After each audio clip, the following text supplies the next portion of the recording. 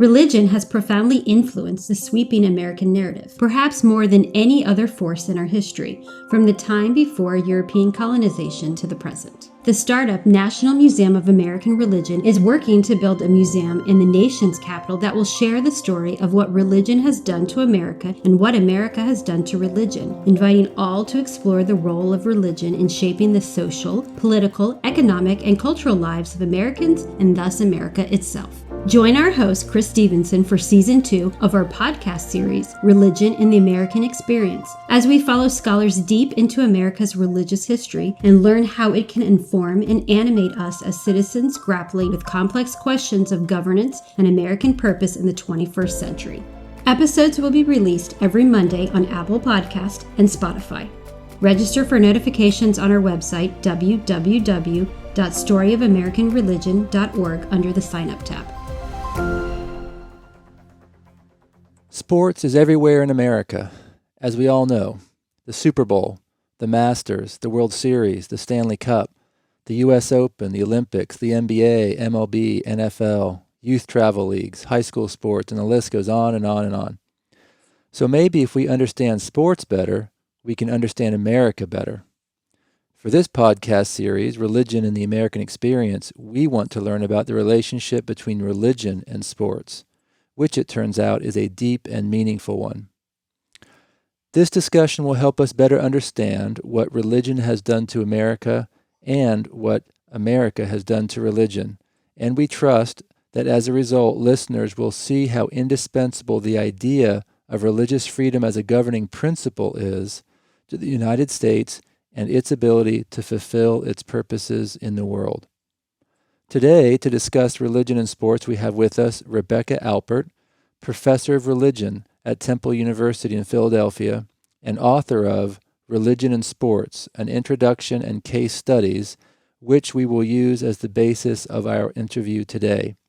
Her research interests include religion and sport, religion and sexuality, and American Judaism in the 20th century.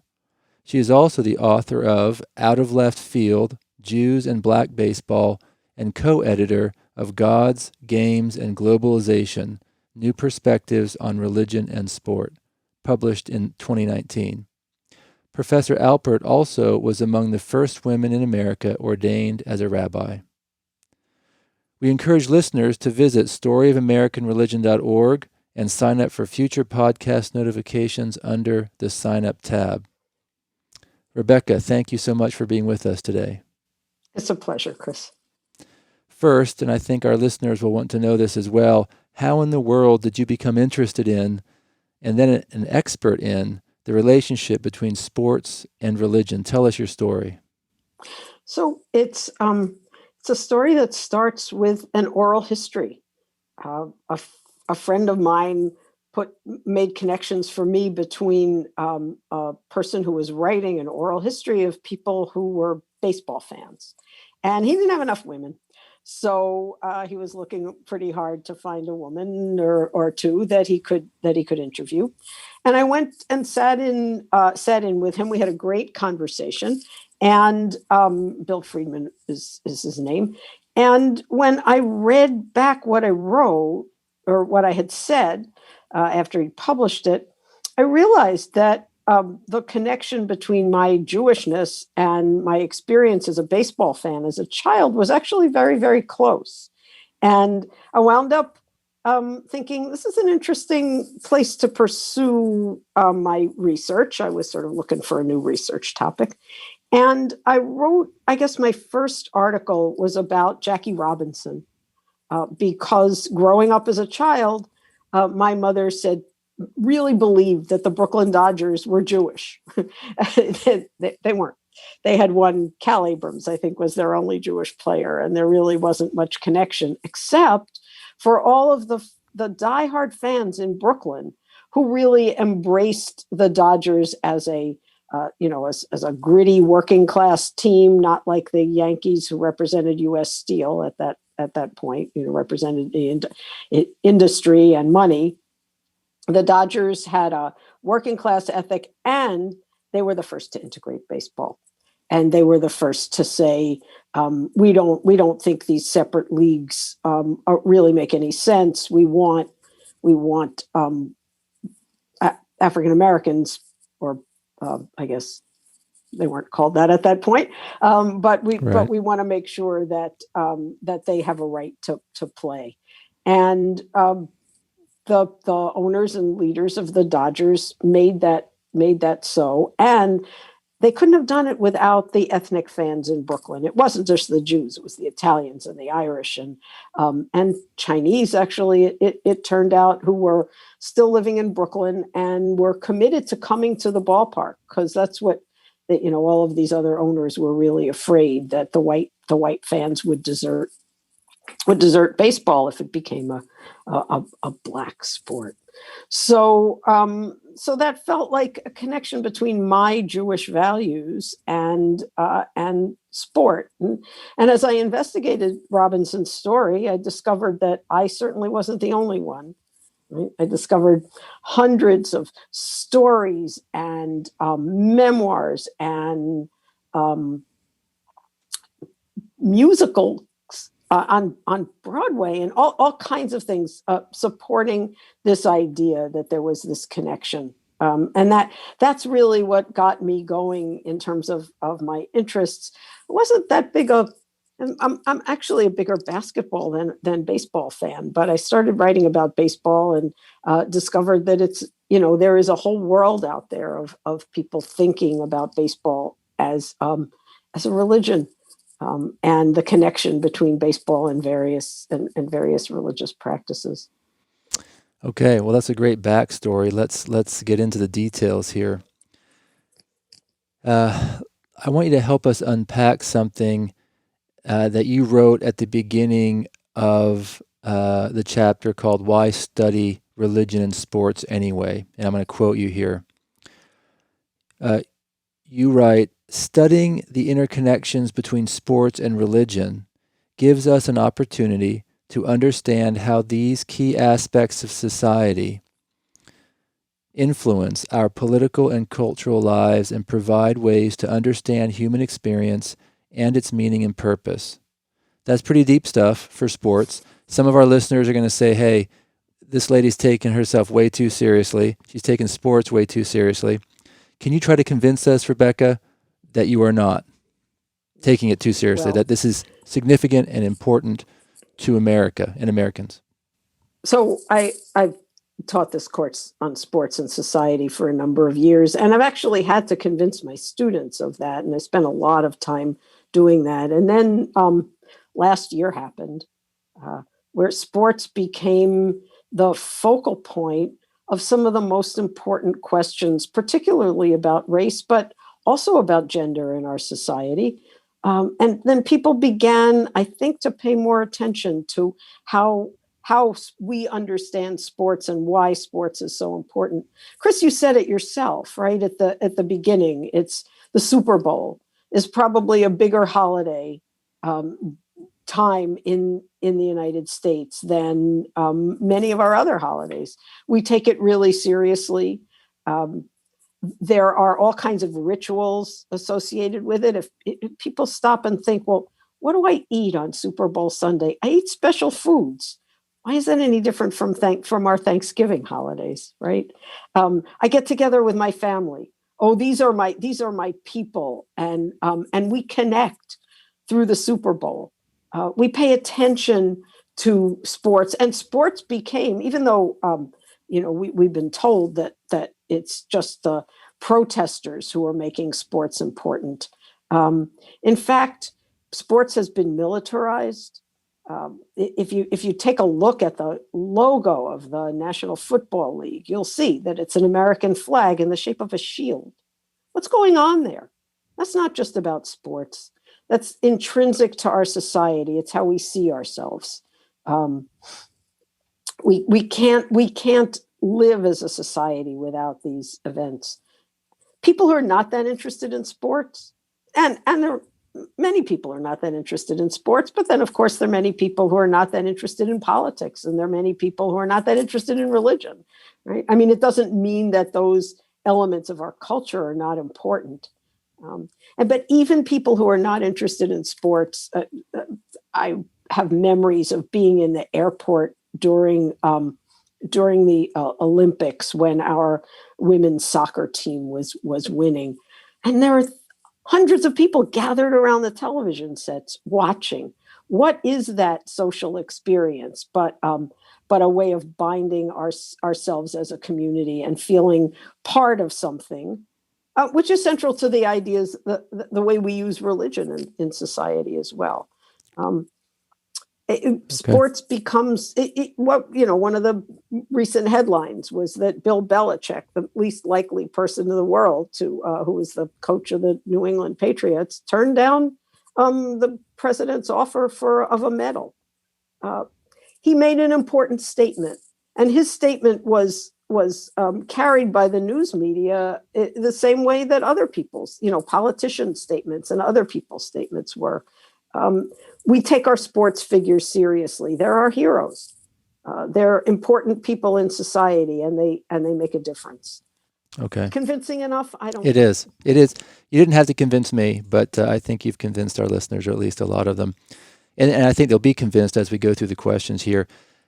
You state, Rebecca, that sports is, quote, one of the most popular and significant dimensions of human experience, close quote. How does it compare with religion? Well, not in the details, but in a statement like that. Yeah. No, what's curious to me is that in ancient times, the worlds of sport and the world of religion were actually directly connected. The rituals of the religious traditions of ancient Greek society, ancient Mayan society, ancient Japanese society were all expressed through sporting events. And they seem to have a similar function in the life of a society. Sports and religion are ways that people use to make meaning and to enact ritual and to make a connection to what is ultimate reality. So I would say they have a very close connection in terms of many cultures, most cultures actually. Okay. Certainly ours. Right. So you admit that the definitions of religion and sport do not overlap much. And instead you write this, quote, while religion has never been thought to be a sport, many have written eloquently about their perception and experience of sports as a religion, close quote. Tell us how this is done. Oh, sure. So a lot of those of us who do religious studies have been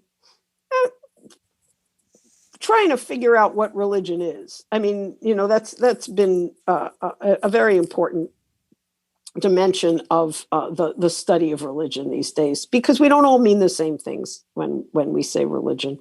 My handy dandy religious definition is that it includes what I call the 3 B's, right? It's believing, behaving, and belonging. So when you see religion, or when you're looking for what is religion in society, you look for people. What do people believe and hold the most dear as a concept? Usually that has something to do with God, but not always. How do they behave? What are their rituals? What do they do? Do they go to church? Do they construct altars in their houses? Do they go to synagogue or mosque? Do they do family rituals at home? Like what is it that people do that makes this connection to their beliefs? And then how do they understand themselves belonging? Christians see themselves belonging to church communities. Jews see themselves belonging to sometimes ethnic communities, but always related to Jewish practices. But that you belong to a synagogue or you belong to a Jewish community center. Same with Muslims belonging to mosques or Buddhists and Hindus making their connections to their temples. So it's behaving, belonging, and believing. And if you take that framework and put it in a context of sports, then it becomes very clear that sports and politics and patriotism and other phenomena in our society also function in this in the same way that religion functions. So when you experience when you experience sports, say you're a fan of the Washington national team, right? The Washington football team. It was very, very hard to give up their name. Why was it hard to give up their name? Who cares about the name that they had? Well, it was hard to give up their name because that was a means of connecting. It's almost like saying to a Jew or a Christian, stop calling yourself Jewish, right? Call yourself by some other name. We don't like your name anymore. We don't think you should have that name anymore. And that power of connection, the power of feeling like you belong to something, looking at a symbol. When a Jew looks at a Jewish star, they feel something special, right? They feel some kind of connection. When a Christian looks at a cross, they think this is a powerful symbol that's part of my tradition. The fans of the Washington team also felt that same way. They looked at those symbols and they didn't see what I see, which was a kind of pejoratization of the experience of Native Americans. They saw their special symbol.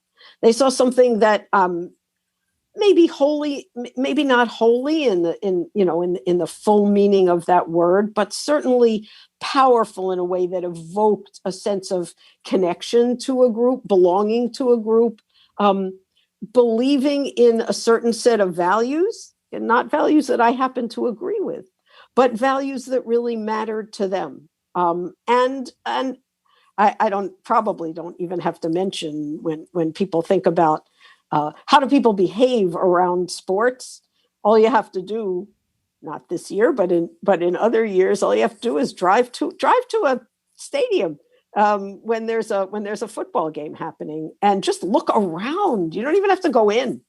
You see what's happening. People are eating together in parking lots and having a whole set of rituals that define who they are as a group. So that's again, this is where those parallels exist, and this is why some people think of sports as a religion. Right. So if something is the most important value to you, that's probably what your religion is, or at least that's what Paul Tillich said.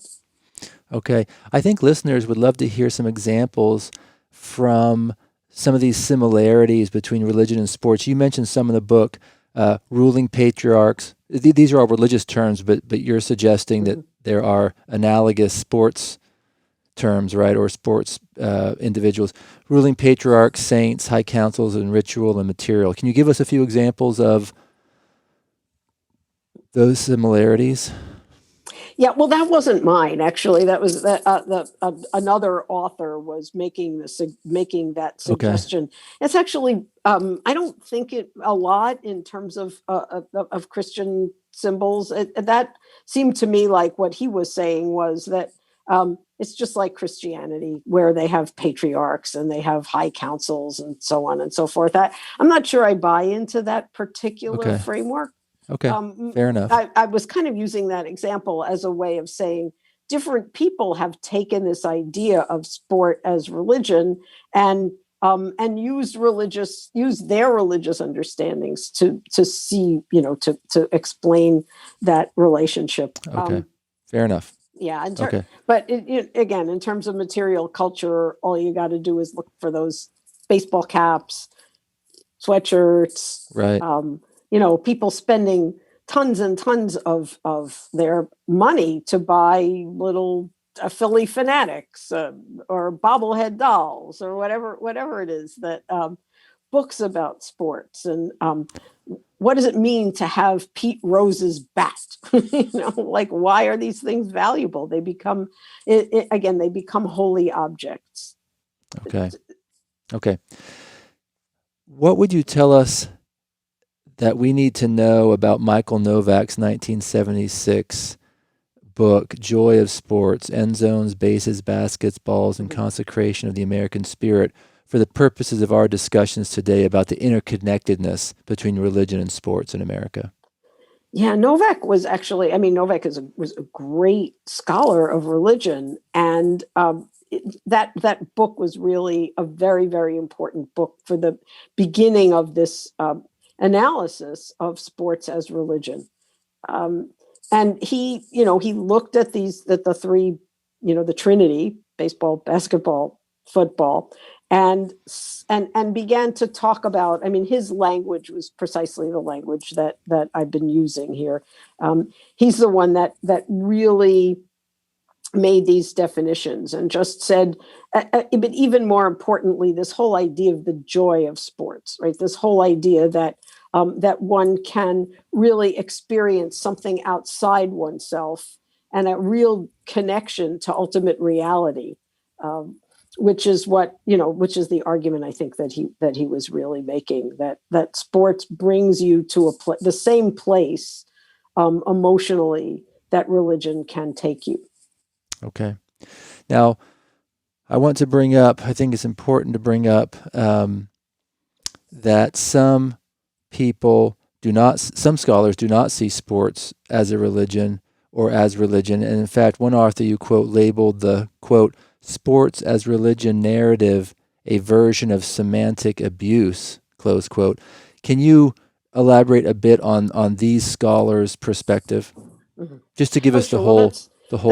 That's a sensible other side of this argument. They want to keep the word religion for those particular. Oh, I'm sorry, Chris. That's fine. For those, my phone was on silent, but I guess it wasn't.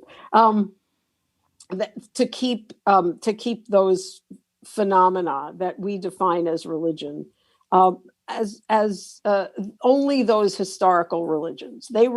These scholars reject any notion that you can have religion be anything except Judaism, Christianity, Taoism, all of the historic religions that we defined as historic religions. So right. Anything else is just blasphemy. They don't just see it as something that's not good. They really, really see it as blasphemous, that it's somehow you are saying that religion is something broader than that concept. Okay. that historic religions are. Well, it's good to see that perspective and understand it, so we have this in context. You write, I'm going to go back to, as we will, the whole discussion, your book, Religion and Sports and Their Interconnectedness. Let's see, you quote a 1993 book called Religion and Sport, The Meeting of the Sacred and Profane, this statement, quote, "It is both proper and necessary to call sport itself a religion.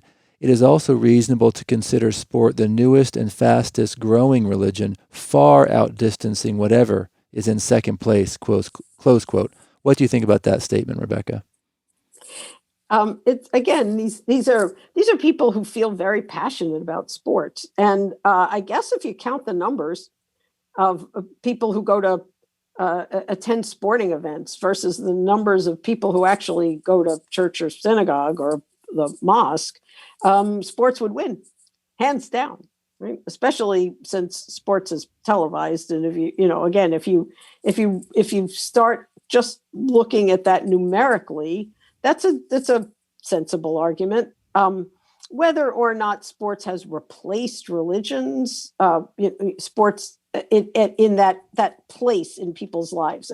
Again, we're looking at that particular place in people's lives. What's the most important thing to you? What do you value the most? I would say probably most people would say that they're religious, that sports is not really their religion. Right. That's not right. that central to them. Well, and I think scholars looking at the historical record have helpful things to say to us. Right, mm-hmm. Good things to say to us that we can learn and from. Challenging. Right. I think what a lot of scholars like to do is put out new ideas and let people, think about them and learn about them and decide for themselves. That's absolutely the most important. Yep. We are talking about the interconnections between sports and religion with Rebecca Alpert, professor of religion at Temple University in Philadelphia and author of Religion and Sports, An Introduction and Case Studies. If you have not done so yet, please visit storyofamericanreligion.org and sign up for the future podcast notifications under the Sign Up tab. Rebecca, in the section of the book entitled, Does Religion Have a Place in Sports or Sports and Religion?, you give a history of their interconnectedness. What was the attitude towards sports when Europeans landed in the Americas up to the mid-19th century? Give us that historical detail in brief. In that earlier period, we were dominated by a group called the Puritans, pretty much in terms of the way the people understood their religious obligation.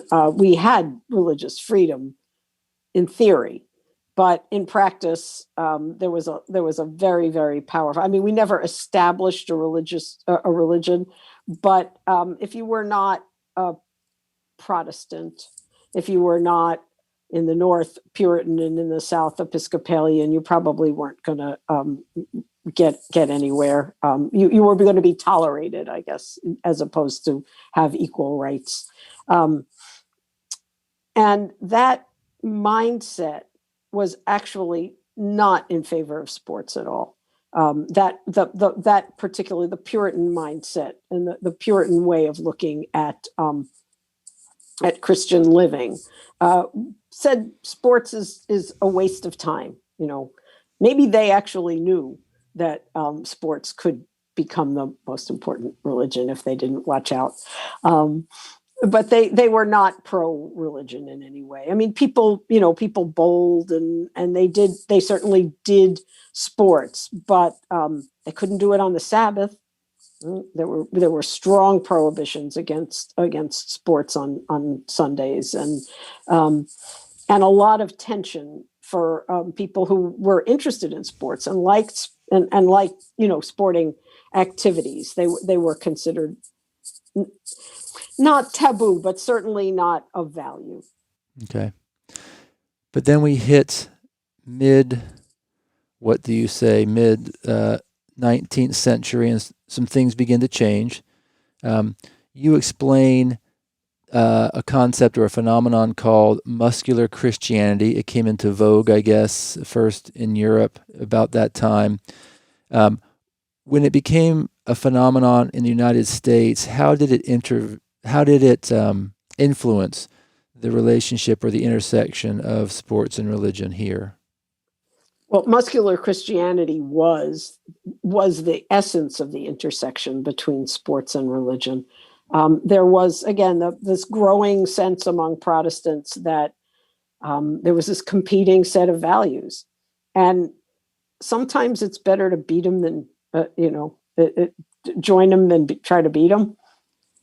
So it's a very, very smart concept. The idea that Jesus was and Jesus and Paul really were strong, muscular figures. I mean, they saw the Christian leaders saw in sports an opportunity to really make religion more powerful and recognize that you didn't have to be, you should forgive the expression, a sissy if you wanted to be Christian. That you could, in fact, embrace being a powerful person and being someone who was athletic. And that could be part of your Christian identity. They didn't have to be separate phenomena. So that really was the essence of muscular Christianity. There's a muscular Catholicism as well that began to develop, which was being Catholic was very different from being Protestant, and being Jewish was very different as well. And so Catholics and Jews also found ways to assert that their religions were also compatible with sports. Okay, and you do write about that. Now, I found it interesting, fascinating that at that time churches began to build gymnasia and sponsor their own teams. In fact, and then you mentioned a particular church in New York, St. John the Divine, how it commissioned stained glass windows with figures or figures in sports poses. What other examples are there of the ramifications of muscular Christianity in the United States? Well, just think about the YMCA, right? That the YMCA was really, and ultimately the YWCA, and then ultimately the YMHA, the Young Men's Hebrew Association, as well.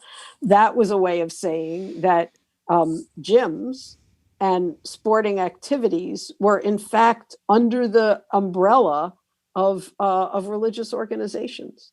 The YMCA was the Young Men's Christian Association, and yet most of what happens in Ys, right, were basketball and other sports and swimming. That was a way of bringing these things together, and that movement was very powerful. And then mostly the game of football was played in colleges, and it was mostly played in Ivy League colleges, which were not that strongly associated with religions. Then Notre Dame decided, it was going to get into the Sports Act, and other other institutions that were affiliated with different religious denominations also started having sports as a central part of their programs, and so the connection between sports and religion grew. The evangelicals were actually the last to get on board, but there were people like Billy Sunday, who was a former baseball player and evangelical preacher, and began to talk about why those connections were really important, and why being a religious person meant being a strong person. Making the connections, I think, in Catholicism and Judaism and Protestantism, between the body and the mind. Right? A strong body meant a strong spirit. A strong body meant a strong mind. And if you got involved in doing sports, then you would be strengthening your connection to God. It sounds like, just from this perspective, sports had quite an effect on American Christianity, American religion. Oh, for sure. There's no question that sports just became a very, very important part of understanding how one was able to express oneself as a religious person. Right.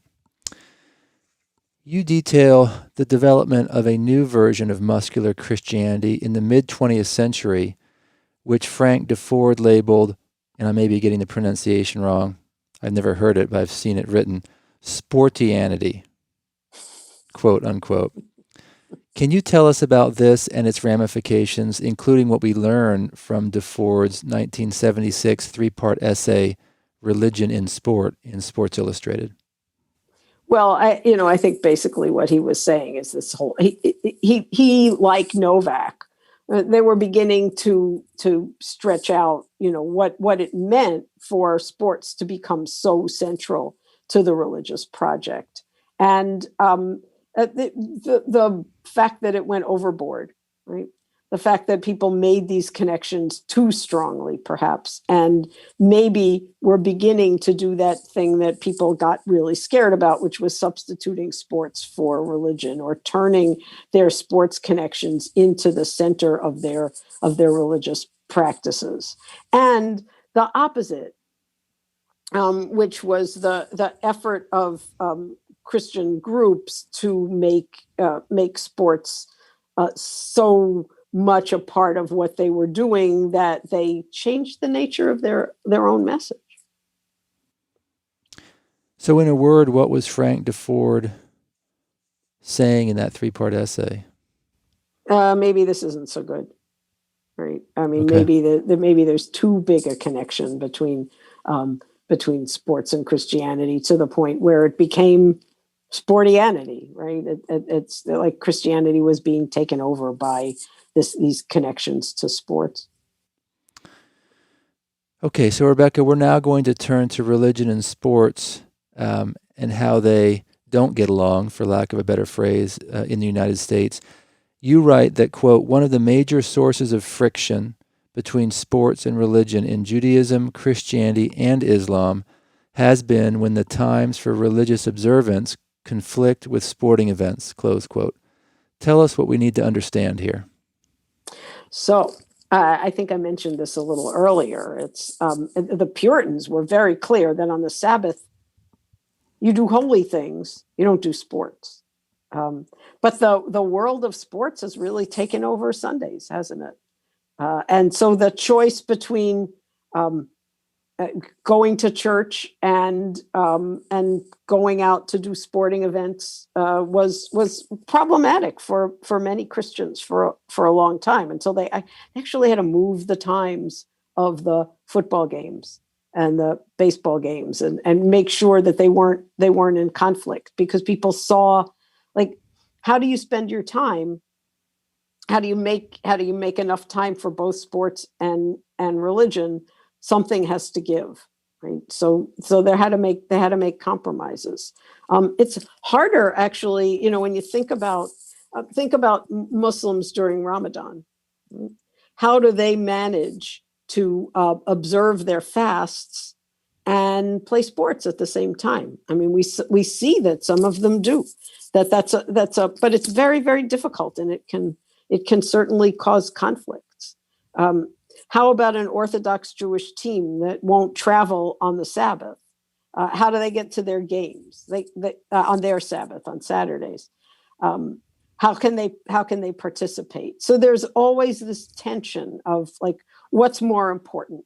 What comes first? I remember as a child, the Jewish high holidays were always during the World Series. So technically, Jews are not supposed to be paying attention to other things during a holiday like Yom Kippur, which is the solemnest day of the year. But the Yankees were playing. What do you do? How do you resolve that conflict? Do you make a decision for your religious practice, or do you make a decision for your sports practice? A lot of kids going to Sunday school.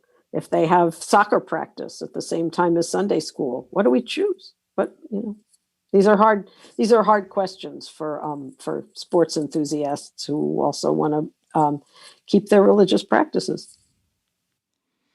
Well said. You explain at one point in this section of your book about public displays of religious commitment in sport that, quote, manufacturers have also been working on modest clothing that is suitable for swimming and other sports, and special hijabs have been created for sportswear, close quote. Since the printing of your book, I think this has actually happened. Can you share some stories about this? So this is not conflict now of time, but this is displays of one's religiosity and the problems that come with that in sports. So this is actually a complicated question. In terms of hijab, that's the way people don't think of the connection between Islam and sports, but in fact, Islam is actually very positive, has a very positive attitude towards sports and positive attitude towards women in sports as well, but that women have to be separated from men, right? Because modesty is extremely important. So how can a woman dress modestly and still perform her sports? Well, we live in a world where things change and people think about these things. And there have been hijab created, modest clothing for women created for just about every sport, so that Muslim women are now very actively involved. And you'll see that they've won fencing. They've won fencing titles. The first woman in the Olympics for Saudi Arabia was a woman who was wrestling in hijab. So they're doing judo in hijab. I'm sorry, sometimes I get these sports confused. But there's really been an effort to make sure that that women can both observe their religious practices, that is, dress modestly, and at the same time be involved in sports practices as well. it, the I guess this, it's not just a question of wearing modest clothing, because a lot of sports figures who are religious themselves also want to have their religious affiliation emblazoned on their bodies. So I don't know if it may be old news now, but Tim Tebow used to write John 3:16 under his eyes when he was playing sports at college, when he was playing football in college. And they made him stop doing that. Why?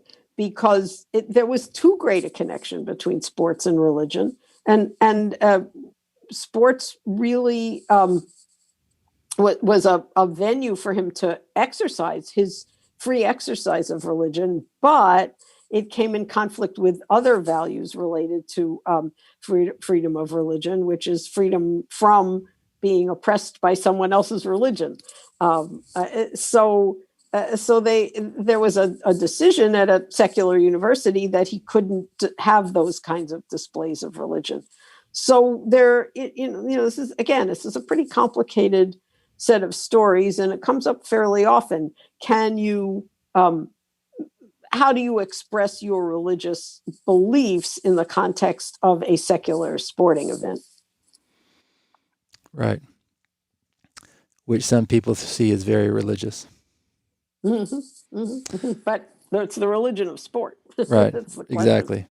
Rebecca, when addressing religion and ethical dilemmas in sports, which was an interesting section, you begin by saying this, quote, "Modern sports were founded on the idea of the fostering of good values, including healthy lifestyles, teamwork, sportsmanship, and equal opportunity in the form of a level playing field.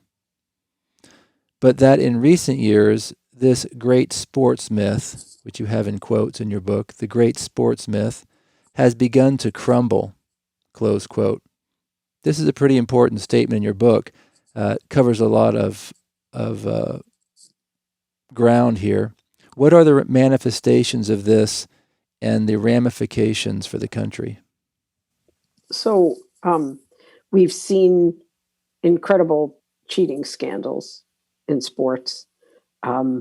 Had the pandemic not taken over, the fact that the Houston Astros lost their title because they were cheating during the World Series, the New England Patriots deflating the footballs, people bending the rules, has given lie to this myth that sports is all about fairness and fair play and equal opportunity. The fact that gambling has always been very closely associated with sports. The fact that sometimes sports, less in our country, but certainly around the world, people die at soccer matches. Fans die at soccer matches. They've been trampled to death. There's a lot of things that happen in the context of sports.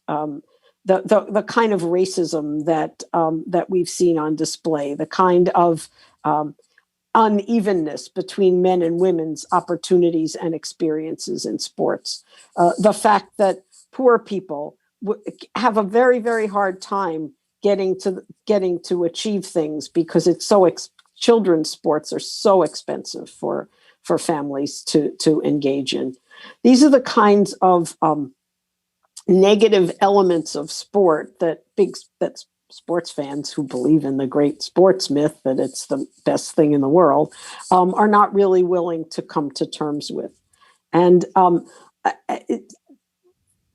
not saying that that religion is not also riddled with all of these things. We've seen many, many, many, many instances of sexual violence and corruption and gambling and all kinds of things in every realm, in every religion that in the United States. It's not, we often associate these evils with the Catholic clergy, but in fact they're broad. But religion, again, makes a claim to certain sets of values that maybe sports, the realm of sports is not always amenable to. So, there have certainly been tensions, and very often religious leaders, if you again listen to their sermons, hear them talk, they will be very critical of the kinds of evils that take place in sports. Thank you. You write, Rebecca, that while, quote, sports have been understood as a safe arena that has replaced religion as a location for ritually enacted violence that provides a necessary catharsis for society, some argue that violence in sports gives permission for violence in society, close quote. Can you talk to us a bit about violence in sports and religion? Yeah, I had the last time I taught my sports and society class, I had a wonderful student who decided to tackle this question in youth hockey, because he had played youth hockey and he saw the kinds of violence that is permitted. And I mean, hockey is a terrible/good example of the kind of violence that exists in sports. And there are, he was looking at youth Christian hockey leagues and the way that they tried to come to terms with the fact that that their sport was very violent. And there are actually, he discovered some Christian youth hockey leagues that eschew the violence, that don't permit the kind of fighting that exists in hockey in the United States and Canada, more in the United States, but also Canadian hockey, and tries to teach anti-violence in sports. But anybody who's sat under the basket at a basketball game, or watched a melee in a baseball game, or watched any play in professional football, realizes that the violence in sports not only is an intrinsic part of sport, but has also, as we become more and more aware of concussion and more aware of the kinds of physical harm that particularly professional, but even lower levels of athletes have done to their bodies because sport is so violent. It gives us pause and makes us wonder how sports can be held up in the kinds of ways that it is, as this, again, the great sports myth. So particularly religious organizations that sponsor sporting events have had to come to terms with this whole question of how violent sports are, and how to help that along, how to make it better. So have religiously affiliated schools ever made statements regarding violence of, say, hockey and football, which seem to be sort of the most violent, perhaps, in religious terms? I don't think you find that in official circumstances, but I do think, I'm very, very aware of, again, particularly for youth, trying to make sure that that the kind of the message is that we don't want to harm our bodies. We want to strengthen our bodies. That's muscular Christianity, right? It's the strengthening and empowering and making people feel connected to connecting their bodies and their spirits, and not hurting others. But it's possible that there are official pronouncements. I don't know. Right. I haven't seen any. So. Well, as we conclude here, Rebecca, an hour is definitely not enough time to cover this area of sports and religion. And I think in my mind that we could have a whole series about sports and religion that would be of great interest. And I think, as we discussed before, there's a lot to learn about the country when we look at sports because it's so pervasive and so popular. But as we conclude this, I would say first deep dive into religion and sports. Do you want to share any lessons or takeaways from the book or from this topic, either in terms of important historical transformations you are charting, or even just in terms of helping us better understand the country's present moment? Yeah. So, I mean, in terms of the present moment, I was unbelievably inspired. And again, these are my particular politics, and I know everybody wouldn't necessarily agree with them. But the Women's National Basketball Association, of all of the different groups that had to contend with the police brutality issues, they were the one. They stood up. And they spoke out, and they made a difference in our society. Right, the fact that one of the owners of the Atlanta Dream, the women's NBA team in Atlanta, was defeated for her in her senatorial race in Georgia just this week or so. I give the women of the NBA a lot of credit. They really stood up to her, and they expressed their feelings. And because they were public figures, they got attention. And because they were willing to, and the men of the NBA as well were willing to financially, they put their money where their mouths were, and worked very hard to make change. And worked very hard to be very public about their political views. This is not new. There was Muhammad Ali. There was Jackie Robinson. There were figures in American sports history who stood up and said, "This is what's right, and I'm going to try to change things. I'm going to make things right." And I think that we need to give our sports figures a lot of credit for being willing to say, I don't just play basketball. I don't just play football. I don't just coach a football team. I'm a public figure, and I have a right to make public statements.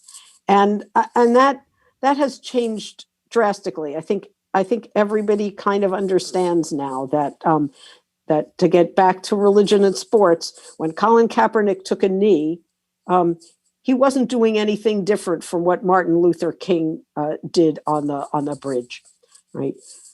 They were both expressing their Christian beliefs, that their obedience was to God and not to another authority, and that God, in their understanding of God, God wanted peace. God wanted integration. God wanted to make sure that everybody in this country had a fair opportunity to be, to do well and to live in peace and not be brutalized by or murdered by police in this particular case, and actually in the case of Martin Luther King as well. So I like making those connections, and I like seeing that these things are happening, and that sports isn't only an opportunity, as it has been, for military planes to fly over stadiums at the Super Bowl, but it's also an opportunity for individual sports figures to stand up and say, "This, in my belief, this is my firmly held belief. This is not right, and I want to make change." Okay, you have the last word. We have been talking about the interconnections between sports and religion in the United States with Rebecca Alpert, professor of religion at Temple University in Philadelphia and author of Religion and Sports, An Introduction and Case Studies. If you have not done so yet, please visit storyofamericanreligion.org and sign up for future podcast notifications under our Sign Up tab.